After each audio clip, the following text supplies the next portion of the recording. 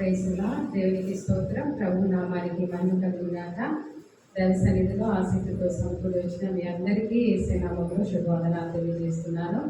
దేవుడు మనల్ని ప్రేమించి అనుగ్రహించిన మరొక అవకాశం బట్టి దేవునికి మహిమ కలుగుగాక.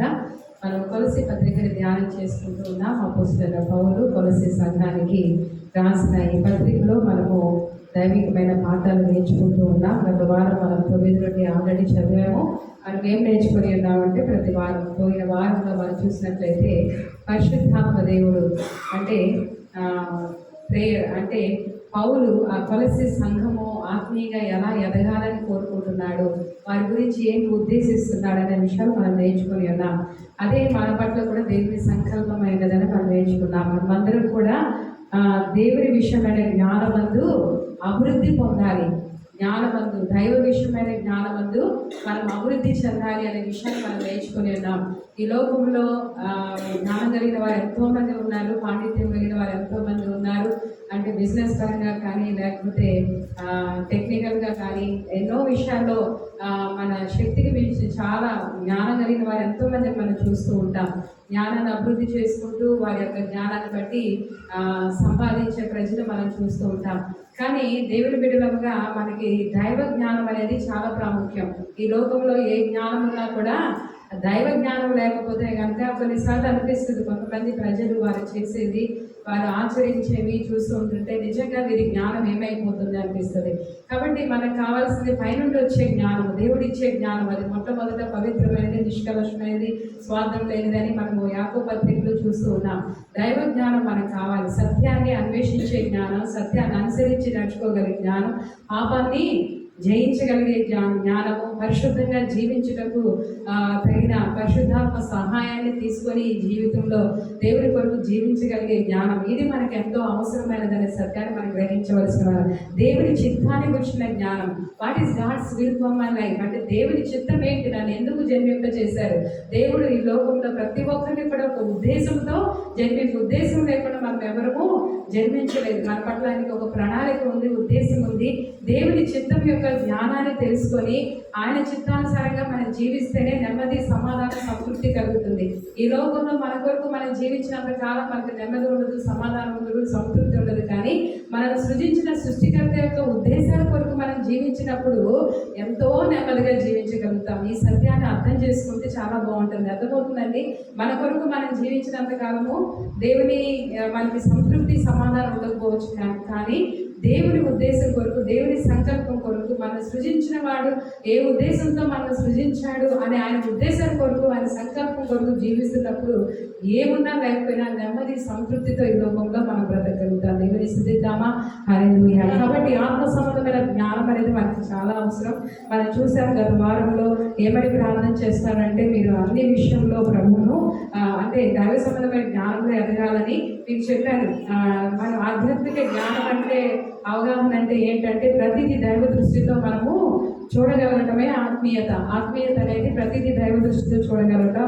అవగాహన అంటే దేవుని మనసును అర్థం చేసుకొని జీవించటమే అవగాహన అని గత వారంలో మనం నేర్చుకుని ఉన్నాము. ఇట్లా అలా చెప్తూ ఏం చెప్తున్నాడంటే, మనము ఆత్మీయంగా దేవుడి కొరకు జీవించాలని ఆసక్తి ఉండాలి. కానీ పరిశుద్ధాత్మ దేవుడు మనకి చాలా రిసోర్సెస్ ఇస్తాడంటే అలా బ్రతకాలని ఆశ కలిగిన వారికి దేవుడు ఎన్నో రీతిలుగా మనకు సహాయపడతారు. ముందు మనకు ఆశ లేకపోతే ప్రభు ఏం చేయగలుగుతారు? ఆధ్యాత్మిక జీవితం నేను ఎదగాలి, అభివృద్ధి చెందాలి, నేను బాల్య దశలోనే ఉండకూడదు, నేను వృద్ధి చెందాలనే తలంపు మనలో ఉంటే పరిశుద్ధాత్మ దేవుడు సహాయం చేస్తారు. మనం ఉన్న స్థితిలో మనం సంతృప్తి చెందుతూ ఉంటే దేవుడు ఏం చేయలేడు. ఇప్పుడు మన బిడ్డలు ఉన్నారు, మనం బిడ్డలు పుట్టినప్పుడు ఎంతో సంతోషిస్తాం. బిడ్డలు ఎదగకపోతే సంతోషం ఉంటుందా చెప్పండి? వారి ఎదుగుదలనే కదా మనం సంతృప్తి చెందుతూ ఉంటాము. వాళ్ళ బాల్య దశ నుండి వారు ఎదుగుతూ ఉన్నప్పుడు, జ్ఞానంలో ఎదుగుతున్నప్పుడు, వయసులో ఎదుగుతున్నప్పుడు, మెచ్యూరిటీలో ఎదుగుతున్నప్పుడు, అవగాహనలు ఎదుగుతున్నప్పుడు, కృతజ్ఞత కలిగి ఉన్నప్పుడు వారిని బట్టి మనకి సంతోషం కలుగుతుంది. అలాగే మన జీవితంలో ఎదుగుదలను కోరుకునే వారంగా ఉండాలి. సహజంగా మనం భౌతికంగా ఎదుగుదలను కోరుకుంటాం, కానీ ఆధ్యాత్మిక ఎదగాలనే తపన చాలా మంది క్రైస్తవుల్లో కనిపించకపోవడము చాలా శోచనీయమైన విషయం. కాబట్టి మన ఆధ్యాత్మిక జీవితంలో కూడా వృద్ధి చెందాలనేది ప్రభు ఉద్దేశం. మనము జ్ఞానంలో వృద్ధి చెందాలి, దేవుని వాక్యాలు సమృద్ధిగా మన హృదయంలో కొలసి పత్రికలో మనం చదువుతాం. ముందు కూడా ఆయన వాక్యం మన హృదయంలో సమృద్ధిగా నిలవనీయాలి, అప్పుడే మనం ఫలించగలుగుతాం. ఆయన వాక్యం మనలో ఉన్నప్పుడు, ఆయన జీవం మనలో ఉన్నప్పుడు మనకు వెలుగు కలుగుతుందనే సత్యాన్ని మనం గ్రహించాలి. ఇక్కడ చెప్తున్నాడు కదా పౌలు 9వ వచనంలో మనం చదువు, అన్ని విషయంలో ప్రభువును సంతోషపెట్టినట్లు ఆయనకు తగినట్లుగా నడుచుకున్న వల్లే ఆనందంతో కూడిన పూర్ణ ఓర్పును దీర్ఘశాంతమును కనపరిచినట్లు ఆయన మహిమ శక్తిని బట్టి సంపూర్ణ బలంతో బలపరచబడవాలని ప్రార్థన చేస్తున్నాడంట. దేవుని మహిమా శక్తిని బట్టి మనం ఏమవ్వాలంట? ఆయన మహిమా శక్తిని బట్టి సంపూర్ణ బలంతో బలపరచబడాలి. దేవునికి స్తోత్రం చెప్తామా? హల్లెలూయా. దేవుని మహిమా శక్తిని బట్టి మనం సంపూర్ణ బలముతో బలపరచబడాలి. ఈ సంపూర్ణ బలము దేనికండి? దేనికి? 10 మందితో పోట్లాడటానిక, నేను మంచిదాన్ని రుజువుపరచుకోవటానిక, లేకపోతే మనము ఈ బలము, దైవికమైన బలము దేనికి సూచనగా ఉందంటే పోట్లాడటానికి కాదు, మనం రుజువుపరచుకోవటానికి కాదు. క్రైస్తవ జీవితం అంతా కూడా ఈ సంపూర్ణ, ఇక్కడ దేవుడు చెప్తున్న మహిమనుషుని బట్టి సంపూర్ణ బలముతో మనం బలపరుస్తాడంట. పరిశుద్ధాత్మ దేవుడు మనలో ఉన్నప్పుడు తన మహిమైశ్వర్యంతో సంపూర్ణ బలంతో మనం బలపరిస్తే మనకి ఏం కలిగిద్దని చెప్తున్నాడు అక్కడ? పూర్ణమైన ఓర్పు కలిగిద్దంట, పూర్ణమైన దీర్ఘశాంతం కలిగిద్దంట. ఏం కలిగింది చెప్పండి? పూర్ణమైన ఓర్పు, పూర్ణమైన దీర్ఘశాంతం. ఎప్పుడు? పరిశుద్ధాత్మ శక్తితో మనం బలపరచబడినప్పుడు పూర్ణమైన ఓర్పు, పూర్ణమైన దీర్ఘశాంతం. అది కూడా ఎలాగా? ఓర్పు కలిగి ఉండటమే కష్టం మనకి, కానీ ఆనందంతో ఓర్చుకోవాలంట, ఆనందంతో దీర్ఘశాంతం కలిగి ఉండాలంట. దేవునికి స్తోత్రం చెప్దామా? హల్లెలూయా. క్రైస్తవుల బలం అదండి. మనం ఈ లోకంలో కొంతమంది అంటారు, నేను అన్ని బాగున్నా, అంత ఓర్పు, నాకు చాలా ఓర్పు అండి, కానీ నేను అనుకోని ఏదైనా జరిగిందంటే మాత్రం, నాకు ఎవరైనా ఏదైనా చేశానంటే మాత్రం నేను ఓర్చుకోలేను. ఓర్చు ఎప్పుడు కావాలి? అన్నీ బాగున్నప్పుడు కావాలి ఓర్పు. చెప్పండి, అన్నీ బాగున్నప్పుడు ఎవరైనా బాగుంటారు. కొంతమంది మాట్లాడే విధానం ఏంటంటే, నేను ఎవరిని ఒక మాట అన్నానండి, నన్ను ఎవరైనా అన్నా కూడా ఒప్పుకోనండి. క్రైస్తవుడికి ఇది తగదు. నువ్వు ఎవరిని ఒక మాట అన్నపాటు గొప్పతనమే, కానీ నిన్ను అనకుండా ఉంటారు. అన్నా కూడా ఓర్చుకోగలగటమే. నేను అంటే ఒప్పుకోనంటే కుదరదు. ఎందుకంటే మన బలం ఏంటంటే చెప్పండి, క్రైస్తవుల బలం ఏంది? ఓర్చుకోవడం, సహించడం, దీర్ఘశాంతం చూపించడం. అది కూడా ఎలాగండి? ఆనందంతో ఓర్చుకోవడమే ఎంత కష్టం. ఓర్చుకోవడం ఈజీయా? కానీ ఎలా ఉండాలంటే మనము సంతోషంతో, అదే మనం ఇక్కడ నేర్చుకున్నాం. ఆనందంతో కూడిన పూర్ణమైన ఓర్పు, ఆనందంతో కూడిన సంపూర్ణమైన దీర్ఘశాంతము. కాబట్టి ఇవన్నీ కూడా పరిశుద్ధాత్మతో మనం బలపరచబడినప్పుడు దేవుడు మనకు అనుగ్రహించే గొప్ప ఆధిక్యతలు. కాబట్టి పరిశుద్ధాత్మ దేవుడు మనం ఆత్మీయంగా ఎదగాలనే ఆశ, తపన మనకు ఉండాలే, కానీ is ready to give everything for us. మన ఆధ్యాత్మిక జీవితాన్ని వృద్ధి చేసుకోవడానికి కావాల్సిన సోర్సెస్ అన్ని కూడా ఎవరిస్తారు చెప్పండి? మనకి దేవుడు అనుగ్రహిస్తాడు. మనకు రోమపత్రికలో చదువుతాము, ఆయన పరిశుద్ధాత్మ ద్వారా దేవుని ప్రేమ మన హృదయాల్లో సంపూర్ణంగా ఏమవుతుందంట? కుమ్మరింపబడుతుందంట. ఉంచబట్టం కూడా కాదు, అక్కడ ఏమన్నది? కుమ్మరించబడుతుంది. కాబట్టి పరిశుద్ధాత్మ దేవుడు మనలో ఉంటే సంపూర్ణమైన ప్రేమను మనం కలిగి ఉంటాం. సంపూర్ణ ప్రేమ ఎక్కడ ఉంటుందో అక్కడ ఓర్పు ఉంటుంది, దీర్ఘశాంతం ఉంటుంది, తట్టుకోవడం ఉంటుంది. కాబట్టి ఈ విషయాల్లో దేవుడు మనకు సహాయం చేయాలంటే మనం చెప్తున్నారు కదా, ఏమని చెప్తున్నారంటే ఆయన మహిమ, ఇక మనం ఆనందం, మనం చూసినట్లు ఆయన మహిమా శక్తిని బట్టి, దేవుని యొక్క మహిమా శక్తిని బట్టి సంపూర్ణ బలముతో మనం ఏమవ్వాలంట? బలపరచబడాలి. సాత్వికమే మన బలము. పోట్లాడటం అనేది లోకంలో ఉన్న వారి బలం అయితే, మన బలం ఏంటి చెప్పండి? సాత్వికం అంటే ఏంటి తెలుసా? అసలు ఎంత మంచి మాట అంటే సాత్వికం అనేది, నేను ప్రతీకారం తీర్చుకోగలిగే బలం నీ దగ్గర ఉన్నా కూడా, తిరిగి మాట్లాడగలిగే సామర్థ్యం నీ దగ్గర ఉండి కూడా ప్రభువుని బట్టి తల ఉంచుకోవడమే సాత్వికం. చాతవు నీకు పోట్లాడటం, వాళ్ళు ఒక మాట అంటే 10 మాటలు అంటే నీకు వచ్చు, అయినా కూడా ప్రభువుని బట్టి ఓర్చుకొని ఉండటం ఏమంటారు చెప్పండి? సాత్వికం. ఆయన మన దేవుడు ఎలాంటి వాడంట? సాత్వికుడు, దీన మనసు కలిగిన వాడు. ప్రభు ఈ లోకంలో మనకి మంచి మాదిరి చూపించి వెళ్ళారు. ప్రతి విషయంలో కూడా ఆయన మన మాదిరి చూపించి వెళ్ళారు. ఆయన మనం అనుసరించి నడుచుకోవడం అనేది చాలా ప్రాముఖ్యం అనమాట. కాబట్టి మనము ఇక్కడ పౌలు ఏం చెప్తున్నాడంటే 2 విషయాలే మనకు జ్ఞాపకం. పరిశుద్ధాత్మ శక్తిని బట్టి మనలను సంపూర్ణ బలముతో దేవుడు ఏం చేస్తాడంట? బలపరుస్తాడు. మనము గద్వారంలో కూడా మీకు జ్ఞాపకం చేశాను, ఎఫెసీ 1:17 కూడా పౌలు అదే ప్రార్థన చేస్తున్నాడు. దేవుని మహిమా శక్తి ఎంత గొప్పదో ప్రజలు తెలుసుకోవాలని ప్రార్థన చేస్తున్నాడు. మనం ఎఫెసీ పత్రిక 1:17 చదువుకొని ఉన్నాం. అలాగే ఎఫెసీ పత్రిక 3:16 పోయిన వారం మనం చదవలేదు, అది ఒకసారి చదువుదాం చూడండి. ఎఫెసీ పత్రిక 3:16 కూడా మనం ఏమని రాసిందంటే, మీరు అంతరంగ పురుషుని యందు శక్తి కలిగి ఆయన ఆత్మ వల్ల బలపరుచున్నట్లుగా క్రీస్తు మీ హృదయంలో విశ్వాసం ద్వారా నివసించినట్లుగా తన మహిమైశ్వర్యము చొప్పున మీకు దయచేయవలని మీరు దేవుని సంపూర్ణత యందు పూర్ణులైనట్లుగా ప్రేమ యందు వేరుపాడి స్థిరపడి సమస్త పరిశుద్ధంతో కూడా దాని వెడల్పు పొడుగు లోతు ఎంతో గ్రహించగలిగినట్లు జ్ఞానమునకు మించిన క్రీస్తు ప్రేమను తెలుసుకుంటూ తగిన శక్తి గలవారు కావాలని ఏం చేస్తాడంట? ప్రార్థన చేస్తాడంట. అంతరంగ పురుషుల్లో మనం బలపరచబడి దేవుని మహిమా శక్తిని బట్టి మనం ఏం తెలుసుకోవాలని ప్రార్థన చేస్తున్నాడు? దేవుని ప్రేమ అంటే తగిన ఆయన ప్రేమ యొక్క జ్ఞానములకు మించిన క్రీస్తు ప్రేమ ఎంత గొప్పదో తెలుసుకోవాలని ప్రార్థన చేస్తాడంట. జ్ఞానములకు మించిన క్రీస్తు ప్రేమను మనం తెలుసుకోవాలంటే ఆయన మహిమా శక్తితో మనం నింపబడినప్పుడు మాత్రమే అది మనం తెలుసుకోగలుగుతాం. ఈ మాటలు చాలా అద్భుతమైన మాటలు. ఏంటి? మీరు అంతరంగ పురుషుని యొక్క శక్తి కలిగి ఆత్మ వల్ల బలపరచబడినట్లుగా క్రీస్తు మీ హృదయంలో విశ్వాసం ద్వారా నివసించినట్లుగా తన మహిమైశ్వర్యము చొప్పున మీకు దయచేయవలని మీరు దేవుని సంపూర్ణత యందు, మనం దేవుని సంపూర్ణత యందు ఎప్పుడు పూర్ణులు అవుతామంట చూడండి. ప్రేమ యందు వేరుపారి స్థిరపడి సమస్త పరిశుద్ధులతో కూడా దాని వెడల్పు పొడుగు లోతు ఎత్తు ఎంతో గ్రహించుటకు జ్ఞానమునకు మించిన క్రీస్తు ప్రేమను తెలుసుకునేటప్పుడు తగిన శక్తి వారికి కలిగిన వారంగా మనం ఉండాలంట. దేవునికి స్తోత్రం. హల్లెలూయా. దేవుని మహిమ ఇక్కడ మనము చూస్తున్న పదం ఏంటంటే చూడండి, ఆయన మహిమా శక్తి. దేవుడి యొక్క మహిమా శక్తిని బట్టి దేవుడు ఎన్నో అద్భుతాలు చేశారు. మనం చూస్తాం. కానాను విందులో నీటిని ద్రాక్షరసంగా చేశారు, చనిపోయిన లాజరును లేపారు. కానీ క్రైస్తవులుగా మన జీవితాలు ఆయన మహిమా శక్తి ఎలా ప్రదర్శించబడాలంటే, ఇమ్మోర్టల్ బాడీ పాపపు శరీరంలో జీవవాక్యము ప్రత్యక్షపరచబడేటట్లుగా మనం జీవిస్తే అప్పుడు ఆయన మహిమా శక్తి మనలో ఉందని అర్థం. దేవునికి స్తోత్రం చెప్తామా? హల్లెలూయా. ఆయన మహిమా శక్తి మనలో ఉంటే ఎలా ఉంటామంటండి? ఆనందంతో ఓర్చుకుంటాం. ఆనందంతో ఏమన్నది ఇక్కడ? మనం దీర్ఘ శాంతాన్ని కలిగి ఉండగలుగుతాం. కాబట్టి నీవైనా నేనైనా మనందరికీ ఆనందంతో ఓర్చుకోవటం, ఆనందంతో దీర్ఘశాంతం కలిగి ఉండటం, ప్రభువుని బట్టి సహించుకోవటం, ఇవన్నీ కూడా మనం వృద్ధి చేసుకోవాలి మనలో. కాబట్టి ఎందుకంటే దేవుని నీతిని రాజ్యాన్ని కట్టడానికి ఇవే మనకు పనికొచ్చే సాధనాలు. కానీ మరి మనము ప్రతి విషయంలో కృంగిపోయి చేతగాని వారంగా ఉంటే మనము దేవుని రాజ్యం కట్టడంలో పనికిరాని వారంగా ఉంటాం. కాబట్టి క్రీస్తు మనకి మంచి మాదిరిగా ఉన్నారు. ఈ విషయంలో మనం ముందు కొనసాగే వారంగా ఉన్నాం. ఆత్మ కాబట్టి పరిశుద్ధాత్ముడు ఇచ్చే శక్తి దేనికి పోట్లాడటానికి కాదు, లేకపోతే రుజువు పరుచుకోవడానికి కాదు. దేనికంటే చెప్పండి? తగ్గించుకోవడానికి, భరించడానికి, ఓర్చుకోవడానికి ఇస్తాడు. ఈ సత్యాన్ని మనం గ్రహించాలి. క్రైస్తవుల యొక్క శక్తి ఏంటి చెప్పండి? పరిశుద్ధాత్మ శక్తి వల్ల ఏముంటుంది అంటే ఏం చేస్తాము? తగ్గించుకుంటాం, భరించుకుంటాం, ఓర్చుకుంటాం, ఆనందంతో ఓర్చుకుంటాం, సంతోషంతో ఓర్చుకుంటాం.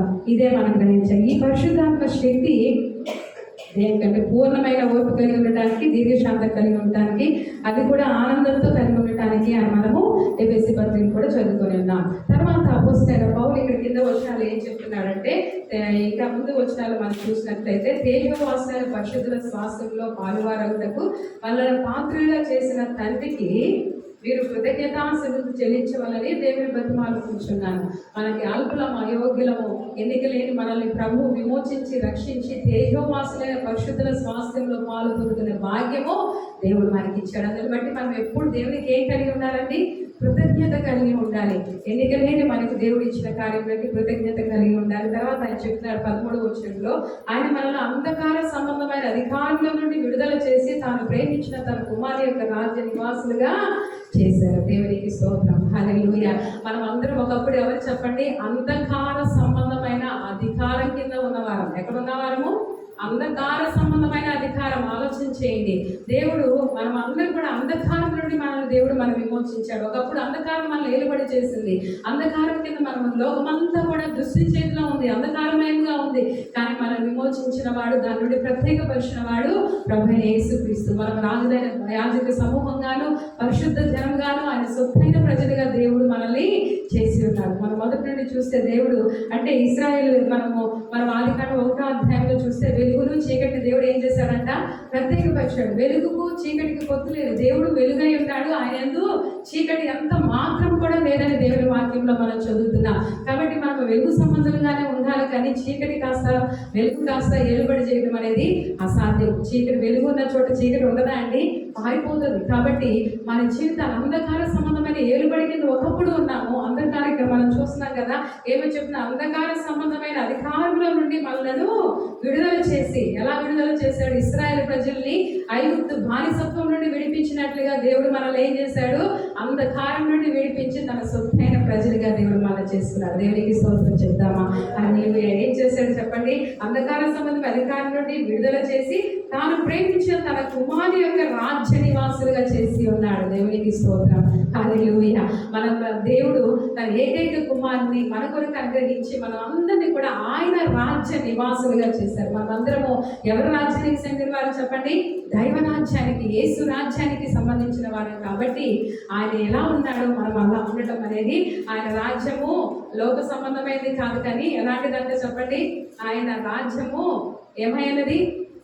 ఆ రాజ్యము లోక సంబంధమైనది కాదు. ఆయన ప్రేమతోనే ఆయన సామ్రాజ్యాన్ని స్థాపించిన గొప్ప రాజ్యం. ఆయన ఎప్పుడు కత్తులు కటారాలు పెట్టుకున్న రాజ్యం కాదు ఇది.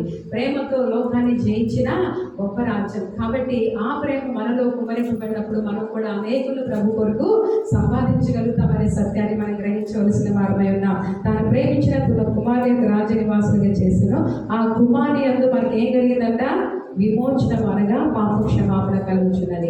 ఆ కుమారుని అంటే మనకు విమోచన కలిగింది. విమోచన అంటే ఆ దినాల్లో మీకు ఎన్నోసార్లు సేవకులు కూడా మనకి చెప్పారు. ఆ దినాల్లో ఇశ్రాయేలు ఈ వాక్యం రాయబడినప్పుడు ఆ సందర్భాన్ని మనం ఆలోచించేస్తే అప్పుడు మన కూరగాయలలో మనకు మార్కెట్కి కూరగాయలు ఎలా కొనుక్కుంటామో, లేకపోతే గ్రోసరీ ఎలా కొనుక్కుంటామో, అలాగే బానిసలు నమ్మేవాళ్ళంట. ఎవరిని? మనుషులే. వాళ్ళు కూడా మనలాంటి శరీరం కలిగిన వాడే. కానీ వాళ్ళు ఏం చేసేవారు? మనకి డబ్బు ఉన్న వాళ్ళు ఏం చేస్తారు? ఇంత డబ్బు పెట్టిన పలానా వాడు చూసి, వాళ్ళ బలాన్ని చూసి, వాళ్ళ రూపాన్ని చూసి ఏం చేసేవాళ్ళు? డబ్బు ఇచ్చి కొనుక్కునేవారు. కాబట్టి కొనుక్కున్నప్పుడు ఎవరు సొత్తు? వాళ్ళు ఆ యజమాని సొత్తు అయిపోయేవారు. కానీ యేసయ్య మనమందరం కూడా అలాగ బానిసలుగా ఉన్నవారమే. మనమందరం కూడా బానిసత్వంలో ఉన్నవారమే. మనమందరం కూడా పాపానికి, శాపానికి బానిసలమయ్యి దాని నుండి విడుదల పొందే మార్గం లేక కృంగిపోతూ, కృషించిపోతూ, దిక్కుదోచని పరిస్థితిలో ఉన్న మనల్ని ఎవరు వచ్చి విడిపించారండి? ఎవరు వచ్చి విడిపించారు? యేసయ్య వచ్చి విడిపించాడు. ఆయన ఏమి ఇచ్చి విడిపించాడండి? ఆయన స్వరక్తాన్ని ఇచ్చి విడిపించాడు. దేవునికి స్తోత్రం. హల్లెలూయా. అందుకే కొరింథీ పత్రిక 6వ అధ్యాయంలో 12-20 వచనం ఉంటుంది. మీరు మీ సొత్తు కాదు, విలువ పెట్టి కొనబడిన వారు. మనం విలువ పెట్టి కొనబడ్డాం. ఏంటా విలువ? వెండి బంగారం వంటి విలువైన వస్తువులతో కాదు, కానీ అంతకంటే అమూల్యమైన క్రీస్తు రక్తంతో మనం కొనబడి ఉన్నాం. దేవునికి స్తోత్రం. హల్లెలూయా. ఆయన మనల్ని బానిసలుగా చేసుకోవడానికి విడిపించలేదండి, మనకు స్వతంత్రులుగా చేయడానికి తన స్వరక్తాన్ని ఇచ్చి మనల్ని ఆయన విమోచించారు. కాబట్టి ఈ యొక్క సత్యాన్ని మనం మర్చిపోవడానికి వీలేదు. ఏం చెప్తున్నారు చూడండి? ఆయన కుమారి అని మనకి ఏం కలిగింది? విమోచన. ఈ పదం ఎంత గొప్పది! పాప క్షమాపణ, విమోచన కలిగింది. తర్వాత ఏం కలిగింది చెప్పండి? పాప క్షమాపణ కలిగింది. కాబట్టి ఎంత గొప్ప త్యాగం ప్రభు మనకి కొరకు చేశారు మనం విడిపించడం కోసం. నిజంగా ప్రభు ఈ లోకానికి, భూలోకానికి మానవధారిగా వచ్చి మన కొరకు మరణించకపోతే మన బ్రతుకులు ఎలా ఉంటే ఒకసారి ఆలోచించండి. మన శాపం మన మీదే ఉండేది, మన పాపం మన మీదే ఉండేది, మనం రక్షించే నాదు ఉండేది కాదు. పాపం యొక్క ఆ భయంకరమైన శిక్ష, ఆ శాపము ఎంత భయంకరంగా ఉండేదో అనేది మనం దాన్ని తెలియక మనం ప్రభువుని కృతజ్ఞతలు చెల్లించలేకపోతున్నామేమో తెలియదు, కానీ నిజంగా మనల్ని భయంకరమైన స్థితి నుండి మనం విమోచించాడు. అంధకార సంబంధమైన అధికారం నుండి మనల్ని విడిపించాడు. అలాగే తన అమూల్యమైన రక్తం ద్వారా మనకి ఏం కలిగి చేశాడు చెప్పండి? విమోచనం కలిగి చేశాడు. ఈ లోకంలో ఎవ్వరు ఇవ్వలేని పాప క్షమాపణ మనకి దయచేశాడు. మన పాపాలను క్షమించగలిగే వారు ఈ లోకంలో ఎవరైనా ఉన్నారా? పాప క్షమాపణ భిక్ష పెట్టగలిగారు. ఏం క్షమాపణ కావాలని ఏ కోట్లోకి వెళ్తే ఇస్తారండి? ఎన్ని కోట్లు పెడితే ఇస్తారు? ఎవరు ఇవ్వలేనిది మన ప్రభు యేసుక్రీస్తు తన అమూల్యమైన తన స్వరక్తాన్ని ఇచ్చి మనకి అనుగ్రహించారు. కాబట్టి మనము ఆ దేవునికి కృతజ్ఞతాస్తుతులు చెల్లించబద్దులమైన ఈ సత్యాలన్నీ కొలసి సంఘానికి జ్ఞాపకం చేస్తూ ఏమని చెప్తున్నాడంటే చూడండి, మనం 15వ వచనంలో ఏం చెప్తున్నాడు? ఆయన అదృశ్య దేవుని స్వరూపి అయి సర్వ సృష్టికి ఆది సంభూతుడే అంటాడు. దేవునికి స్తోత్రం. దైవదేవుడే ఆయన ఈ లోకానికి వచ్చి దైవత్వాన్ని మన మానవులమైన మనకి కనుపరిచి పరిశుద్ధ జీవితం ఈ లోకంలో ఎలా జీవించాలి. గత వారం మీకు చెప్పాను, పరిశుద్ధాత్మ సహాయం లేదే మనము పరిశుద్ధమైన జీవితాన్ని జీవించలేము, పాపాన్ని జయించలేము. కాబట్టి మనలో పరిశుద్ధాత్మ దేవుడు సమృద్ధిగా నివసించుటకు మనము ఆహ్వానించినప్పుడు మాత్రమే పాపాన్ని జయించగలుగుతాము, పరిశుద్ధమైన జీవితాన్ని జీవించుకోగలుగుతాము. ఇంకా ఏం చెప్పండి, ఆనందంతో ఓర్చుకుంటాము, ఆనందంతో దీర్ఘశాంతం కలిగి ఉంటాము. అతి కృపా పరిశుద్ధాత్మ దేవుడు మనకు అనుగ్రహించి ఆయన తగినట్లుగా మనం నడుచుకున్నట్లు మనకు సహాయం చేయాలని మనం ప్రార్థన చేసుకుంటూ అందరం లేచి ప్రభుని ఆరాధన చేద్దాం. ఆత్మతో సత్యంతో ప్రభువు కృతజ్ఞతాస్తుతులు చెల్లిద్దాం. ఎన్నిక లేని మా పట్ల, నీచులమే మన పట్ల ఎంతో